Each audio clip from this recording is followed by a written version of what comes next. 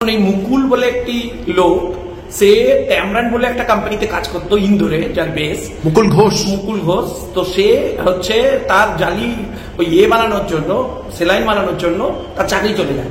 তারপর সে সেখান থেকে পশ্চিমবঙ্গে অবতরণ করে। পশ্চিমবঙ্গে ৩-৪ জন ব্যবসায়ীকে জোটায়, তার সাথে বাকি আরো ২-৩ জন উত্তর দিনাজপুরের লোকজন মিলে একত্রিত হয় এবং তারা পশ্চিমবঙ্গের একজন খুবই গুরুত্বপূর্ণ আধিকারিক এবং ডিপ্লোমা মানে নেগোসিয়েটার, তার সাথে হচ্ছে লেক ক্লাবে বসেন এবং সেখানে ঠিক হয় যে পশ্চিমবাংলায় যদি সেলাইন তৈরি হয়, এরকম সেলাইন, তাহলে তার নাম যদি পশ্চিমবঙ্গ রাখা যায় তাহলে সরকারকে তিনি ম্যানিপুলেট করে দেবেন এবং তারপর সেটা টেন্ডার ছাড়াই বিক্রি হবে এবং তারপর তাতে মাঝে মাঝে সেলাইনের বদলে এরকম ফাঙ্গাস যাবে, যা যাচ্ছে, যেরকম হচ্ছে যা হচ্ছে।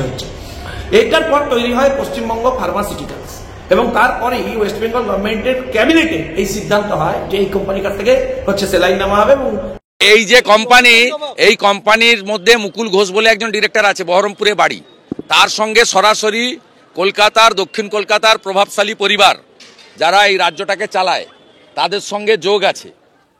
নমস্কার, বাংলা বার্তা থেকে বলছি সন্ময় বন্দ্যোপাধ্যায়। পশ্চিমবঙ্গ ফার্মাসিউটিক্যালস পেছনে কি আছে রহস্য, বারবার আমরা তদন্ত করছি, বিভিন্ন পদ্ধতিতে খুঁজে বার করার চেষ্টা করছি, রহস্য উন্মোচন করার চেষ্টা করছি। যে বিষ স্যালাইন মানুষের দেহে দিয়ে দেওয়ার পর যখন মামনি রুইদাসের মৃত্যু হলো, তারপর যখন পোস্টমর্টম রিপোর্টে বেরোলো সেপটিক শক, এই শব্দবন্ধটা ব্যবহার করা হলো।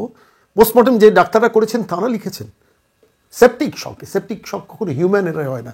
সেপটিক শক মেডিসিন প্রয়োগে হয়, কোনো মেডিসিনের এফেক্টে হয় এবং সেটাই শেষ পর্যন্ত মামনি রুইদাসের ক্ষেত্রে হয়েছে। অথচ সিআইডি লেলিয়ে দেওয়া হলো ডাক্তারদের পেছনে, সিআইডি ডেকে পাঠালো না ওই বিষ স্যালাইনের যারা প্রস্তুতকারক তাদের।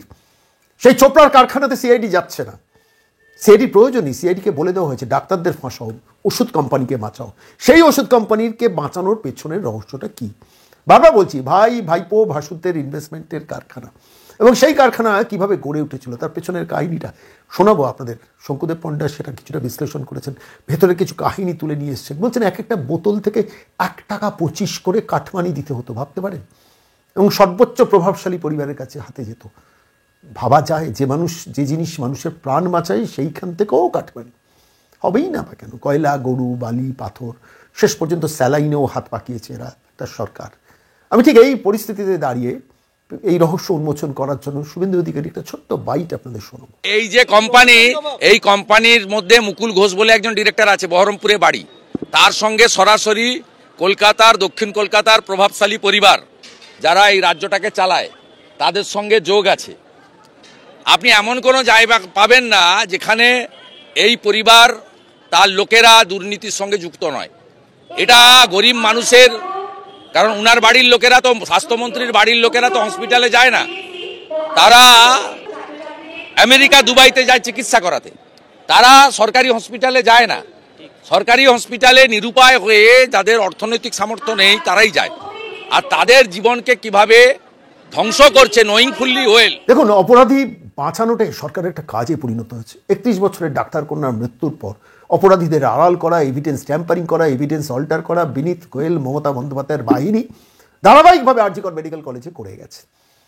সর্বজন বিদিত, সিবিআই খুঁজবে কি খুঁজবে না তো সিবিআইয়ের ব্যাপার, কিন্তু প্রশ্নটা হলো অপরাধীদের বাঁচানোর চেষ্টা হচ্ছিল। তার পরিবার থেকেও সেটা বারবার বলছেন। সারা বাংলা মনে করছে, সারা ভারতবর্ষ মনে করছে, সারা পৃথিবীর মানুষ মনে করছে, যে কোনো সেন্সেবল মানুষ বুঝতে পারছে যে অপরাধীদের বাঁচানোর প্রাণপণ চেষ্টা করেছেন মমতা বন্দ্যোপাধ্যায়, বিনীত গোয়েলের বাহিনী। ঠিক সেই সময় দাঁড়িয়ে একটু খেয়াল করে দেখুন, এই বিষ স্যালাইনের জন্য যে মামনি রুইদাস মারা গেল, এখানে ওই বিষ স্যালাইন প্রস্তুতকারকদের বাঁচানোর জন্য একটা সরকার ভূমিকা পালন করছে। মিলে যাচ্ছে না? আরজিকর মেডিকেল কলেজ হসপিটালে অপরাধীদের বাঁচানোর জন্য, সন্দীপ ঘোষদের বাঁচানোর জন্য মমতা বন্দ্যোপাধ্যায়, বিনীত গোয়েলরা চেষ্টা করেছেন। ঠিক একইভাবে এই পশ্চিমবঙ্গ ফার্মাসিউটিক্যালসকে বাঁচানোর জন্য মমতা বন্দ্যোপাধ্যায় চেষ্টা করছেন। এটাই হচ্ছে পশ্চিমবঙ্গের নিয়তি। কি অদ্ভুত মিল না? আসলে একটা সরকারের অ্যাটিচিউড যদি থাকে, আমি ক্রিমিনালদের বাঁচাবো, আমার আর্থিক স্বার্থটা দেখবো, আমার রাজনৈতিক স্বার্থটা দেখবো, আমাদের ফিনান্সিয়াল ইন্টারেস্টটা দেখবো, অর্থাৎ আমাদের পলিটিক্যাল এবং ফ্যামিলিগত ফাইন্যান্সিয়াল ইন্টারেস্ট দেখবো, তাহলে তো এটাই হয়। এটা হওয়া স্বাভাবিক। আপনি ভাবুন তো, সন্দীপ ঘোষের মতো একজন ক্রিমিনাল, বলতে কোনো অসুবিধা নেই, 6.5 কোটি টাকা আইডেন্টিফাইড, তার ডকুমেন্ট কোর্টে জমা পড়েছে, যেখানে জাল সাপ্লাইয়ে কমিশন খেয়ে টাকা তুলেছে। তারা 2 জন অভিযুক্ত এখনো জেল খাটছে। সেইখান থেকে দাঁড়িয়ে সেই সন্দীপ ঘোষের বিরুদ্ধে চার্জশিট দিতে একটা সরকার এখনো অনুমতি দিচ্ছে না। সেই সন্দীপ ঘোষ এখনো সাসপেন্ডেড নয়। সেই অভিক বিরূপাক্ষ, যার বিরুদ্ধে স্বাস্থ্য ভবনের তৈরি করে দেওয়া তদন্ত কমিটি তাদের বিরুদ্ধে বিস্তর অভিযোগ লিখিতভাবে সরকারের কাছে জমা দিয়েছিল, তাদের আবার সেই বিরূপাক্ষকে কমিটিতে ঢুকিয়ে দেওয়া হয়েছে। অর্থাৎ যেন তেন প্রকারণ এই অপরাধীদের বাঁচাও, এই অভিযুক্তদের বাঁচাও, এই ক্রিমিনালগুলোকে বাঁচাও।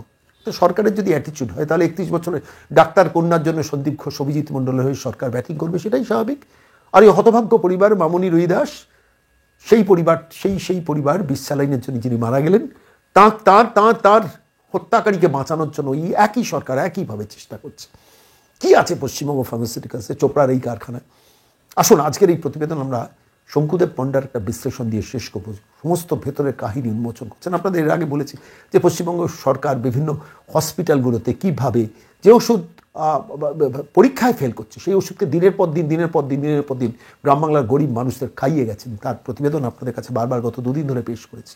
আজকে এই 20 স্যালাইনের প্রস্তুতকারকদের পেছনের কাহিনী, কিভাবে তারা গড়ে উঠেছেন, কিভাবে তারা নবান্ন থেকে অনুমোদন পেয়েছেন, সরকারি অনুমোদন পেয়েছেন, কিভাবে সরকারি স্তরে তাদের সাপ্লাই লাইন চ্যানেলকে ঠিক করেছেন, কিভাবে ফাইন্যান্সিয়াল ইন্টারেস্ট নবান্নের বা সরকারে জড়িয়ে গেছে, শঙ্কুদেব পণ্ডা ভেতরে কাহিনীটা অনেকটা তুলে নিয়েছেন বাংলার বার্তার দর্শকদের জন্য। শুনুন, এই মুকুল বলে একটি লোক, সে ট্যামরান বলে একটা কোম্পানিতে কাজ করতো ইন্দোরে, যার বেস মুকুল ঘোষ। তো সে হচ্ছে তার জালি ওই বানানোর জন্য, সেলাইন বানানোর জন্য তার চাকরি চলে যায়।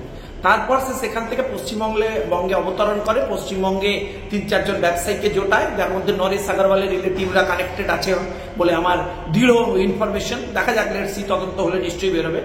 এবং তার সাথে বাকি আরো 2-3 জন উত্তর দিনাজপুরের লোকজন মিলে একত্রিত হয় এবং তারা পশ্চিমবঙ্গের একজন খুবই গুরুত্বপূর্ণ আধিকারিক এবং ডিপ্লোমা মানে নেগোসিয়েটার, তার সাথে হচ্ছে লেক ক্লাবে বসেন এবং সেখানে ঠিক হয় যে পশ্চিমবাংলায় যদি সেলাইন তৈরি হয়, এরকম সেলাইন, তাহলে তার নাম যদি পশ্চিমবঙ্গ রাখা যায় তাহলে সরকারকে তিনি ম্যানিপুলেট করে দেবেন এবং তারপর সেটা টেন্ডার ছাড়াই বিক্রি হবে। এবং তারপর তাতে মাঝে মাঝে সেলাইনের বদলে এরকম ফাঙ্গাস যাবে, যা যাচ্ছে, যেরকম হচ্ছে, যা হচ্ছে। এইটার পর তৈরি হয় পশ্চিমবঙ্গ ফার্মাসিউটিক্যালস এবং তারপরেই ওয়েস্ট বেঙ্গল গভর্নমেন্টের ক্যাবিনেটে এই সিদ্ধান্ত হয় যে এই কোম্পানির কাছ থেকে হচ্ছে সেলাইন নেওয়া হবে এবং টেন্ডার গুলিবারও সরাসরি এর ক্ষমতা আছে কিনা, এ তৈরি করতে পারবে কিনা, এই পরিষ্কার স্ট্যান্ডার্ড মেনটেন করতে পারবে কিনা, এসব না দেখে সেলাইনের বরাদ্দ দেওয়া হয়। 1 টাকা 25 পয়সা করে কাট যাচ্ছে সেলাইনের। কোথায়, কার কাছে? কাটমানি। ইয়েস, কার কাছে যায় আমি জানতে চাই সরকারের কাছে যে একটা সরকার এই কোম্পানির সাথে এগ্রিমেন্ট কেন করবে, এমওইউ কেন করবে, কেন তার যোগ্যতা না দেখে, যোগ্যতার মাপকাঠি বিচার না করে ক্যাবিনেট অ্যাপ্রুভাল দিয়ে দেবে শুধু পশ্চিমবঙ্গ নাম দিয়েছে বলে, পশ্চিমবাংলায় তৈরি হচ্ছে বলে? তার মধ্যে এমন একটি মাল ডিরেক্টর হিসেবে ঢুকে বসে রয়েছে, তার ব্যাকগ্রাউন্ড হচ্ছে এই ধরনের জালি হচ্ছে সেলাইন তৈরি। এই মৃত্যুর দায় নেবে না সরকার, ক্যাবিনেট নেবে না? যে সরকার এমওইউ করেছে সে নেবে না? 22 সালের এগ্রিমেন্ট শেষ হয়ে গেছে, তারপর থেকে ওর মাল কেন নেওয়া হচ্ছে? আপনি দেখেছেন একজন প্রসূতি মায়ের মৃত্যু হয়েছে, একজন বাবা পশ্চিমবাংলা দাঁড়িয়ে বলছে, আমাকে ডাক্তার এসে জিজ্ঞেস করছে, বলুন কাকে বাঁচাবো, বাবা মাকে না পেটে থাকা সন্তানকে? এই পরিস্থিতি তৈরি করে দিচ্ছে যে সেলাইন, সে সেলাইনের এগেইনস্টে আমি ব্যবস্থা নেবো না? আমি নিরীহ 12 জন ডাক্তারকে পানিশমেন্ট দিয়ে দেবো? এই পাপ কোথায় রাখবেন?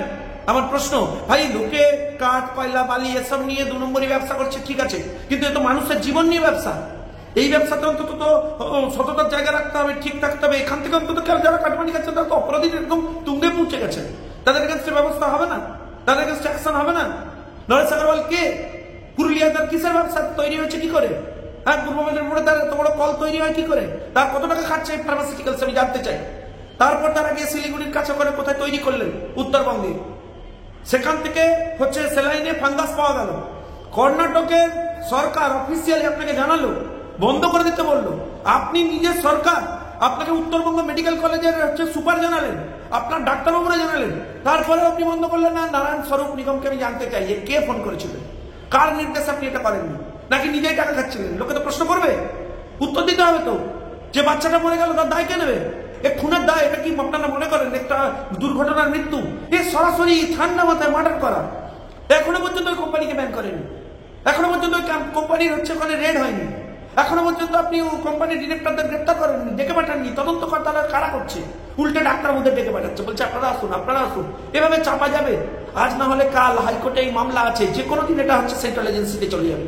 কারণ গভর্নমেন্টের বিরুদ্ধে তদন্ত গভর্নমেন্ট যে করে না, তার সব থেকে বড় প্রমাণ তো অভয়া।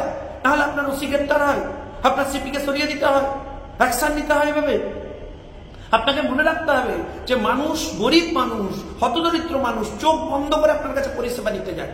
এটা পরিষেবার জায়গা, স্বাস্থ্যটা ব্যবসা করার জায়গা নয়। তুমি বলছো যে প্রতি স্যালাইনের বোতল পিছু 1 টাকা 25 স্যালাইনের বদলে কাটছিল 1 টাকা 25। আমি তো বলছি সেই অফিসার যে করেছিলেন তিনি যথেষ্ট ইনফ্লুয়েন্সিয়াল অফিসার, তার এতটাই ক্ষমতা, তাই জন্য তিনি ক্যাবিনেটকে হচ্ছে ম্যানিপুলেট করতে পারেন।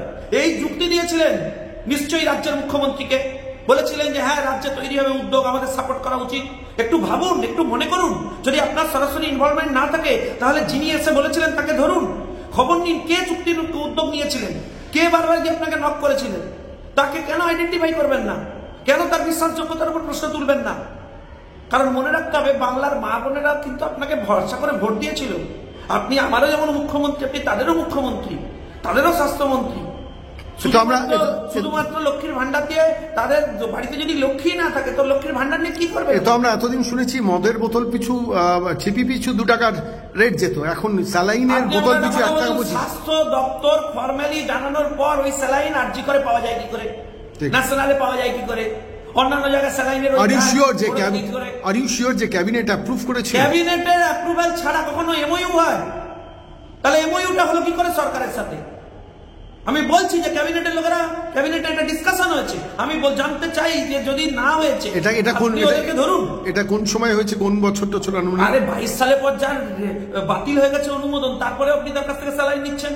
কর্ণাটকের লোক এসে বলছে ওখানে মরছে, এটাকে ব্যান করুন, ব্ল্যাক লিস্টেড করুন, তারপরেও আপনি স্যালাইন নিচ্ছেন। আমার তো এখন প্রশ্ন যাচ্ছে যে কত ইনফ্লুয়েন্সিয়াল লোক, যে এত মানুষ মারা যাবার পরেও তাকে সেফগার্ড করার জন্য এই লেভেলে নেমে পড়েছেন কারা, তারা পাচ্ছেন কি এবং কত লেভেলে পাচ্ছেন? আমার প্রশ্ন সেটা।